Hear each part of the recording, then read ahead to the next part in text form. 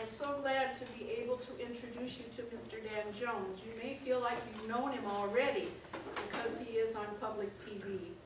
And if you remember all of those great commercials that kept informing us that we were going to go to HD TV soon, Dan was one of those neat television personalities that was getting the word out to us. You'll know Dan for many other reasons because of his work that he's done at Milwaukee Public Television. If you haven't had a chance, please read the article about him in The Voice, because he supplied the information to me of the things that he's accomplished, and it's quite remarkable. But I think one of the most remarkable things I can tell you about my connection with Dan is that he is just the nicest fellow you'd ever want to meet. I supplied her with that line. Look at that smile, you can't doubt it, can you? Very gracious and very kind and very accommodating. So, without any more of my prattling on, please welcome Dan Jones. Thank you. Yes. Thank you for reminding me. Well, thank you very much. Before I get going, I'll just give you a little bit of my background. I'm from Milwaukee. I grew up on about 50th and Vine, a street called Heimel Boulevard. I'm from a large family of 13. Most of them are still living around Milwaukee, although one actually.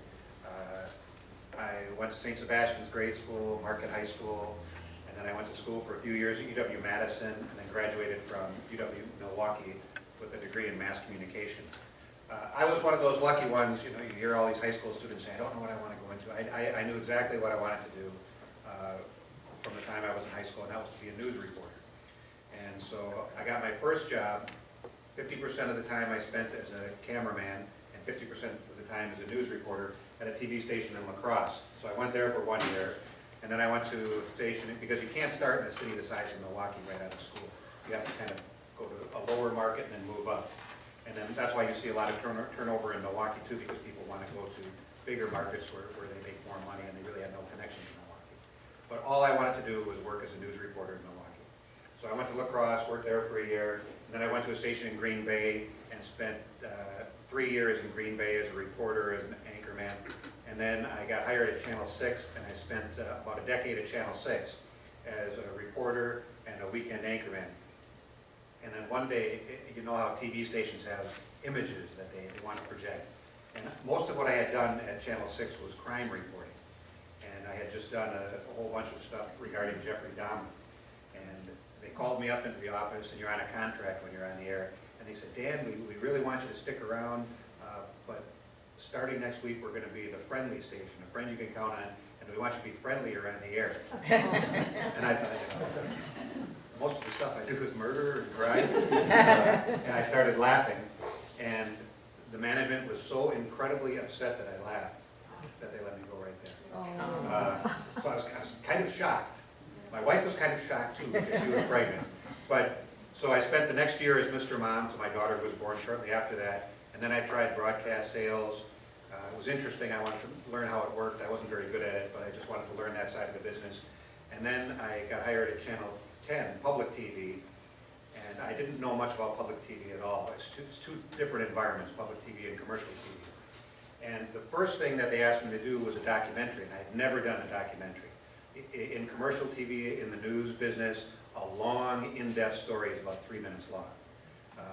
So you just do it, and you get done with it, and you really don't learn that much.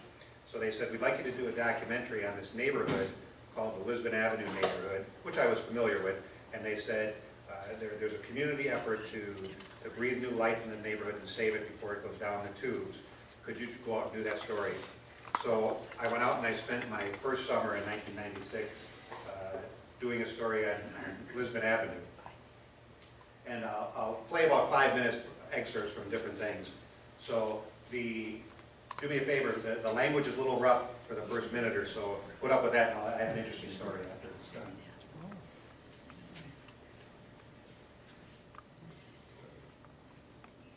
Is it working, Dad? Yeah. Okay. Now, I'm going to dim... There's like a civil war going on. Okay? There's black people, and then there's niggers. Now, the black people are the people that want to do something in life. They have jobs, They want to better their situations. They want to get better education. You know, all the positive. They want to try to do that. But then on the opposite side is the niggas, the ones that don't want shit, don't have shit, you know, don't want anybody else to have shit, you know, and they try to keep everybody else, the other black people try to keep them down with them. So it's just constantly this fighting, you know. You got the ones, but these other niggas could do better, but they don't have the opportunity to, because, you know, like they didn't get that opportunity like maybe me and Veronica did, because we feel like we kind of like tokens. It's like a numbers game. Some blacks get to make it. They get to be that token. They get to make it. They get that education, and they get to make it. But then there's the other ones that don't get that, you know. So they got to go to other avenues to try to support their family or support themselves. And it's really the negative side, you know. And they tried, but when they tried, they couldn't. So they had to become the nigger part, you know. The people here are people who want to succeed, who want the same things for themselves and for their kids as any family across America wants. And that what we want anybody to see is that we need a chance. There's a real big picture here. The inner city is right before you get to the outer line areas, and it's in everyone's best interest to get it fixed.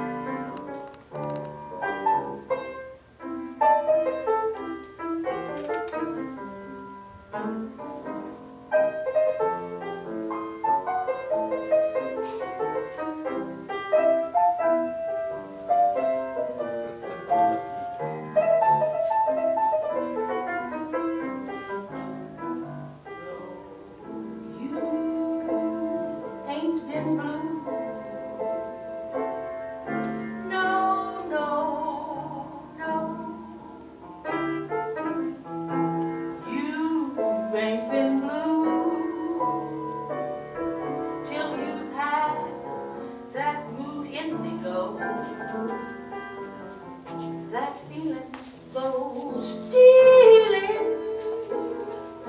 down through your shoes. Why I sit and sigh, go along blue.